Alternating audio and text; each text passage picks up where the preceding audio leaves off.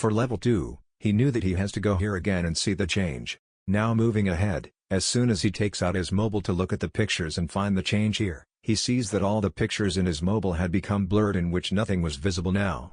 He understood that he has to use only his mind to win this game.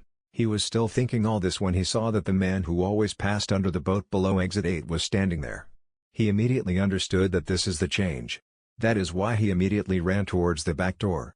But the scary thing was that the man started following him, in such a way that he was not even walking. But whenever Mei looked back, the man was right behind him. Mei fell down in fear. When he got up, he saw that he had reached the board with Exit 0, where finally 2 was written and the man was not behind him, which means that he had crossed another level. After crossing 2 levels, Mei's confidence increases even more. Confidently, he now starts remembering everything and starts looking for the change. He was roaming inside the same table again when he heard the sound of a child crying from inside a locker. Frightened, he opened the locker and was scared to see the scene inside. It was not shown. But Mei ran backwards in fear. In this way he had crossed his 3rd level also.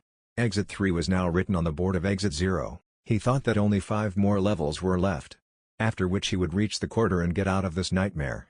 He again went towards the exit gate and again started looking at everything carefully. This time he felt as if someone was watching him while he was passing through this corridor.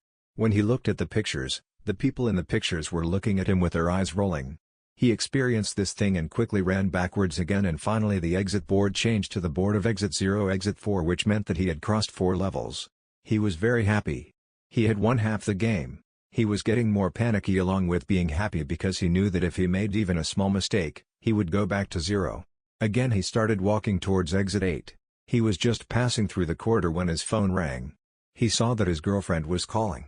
Mei felt very strange with her call because just a few days ago they both had decided to leave each other. When Mei picked up the call, he came to know that he was going to become a dad. That girl had left all the decision on Mei. If Mei wanted to give birth to this child, then that girl was also ready to come to Mei again.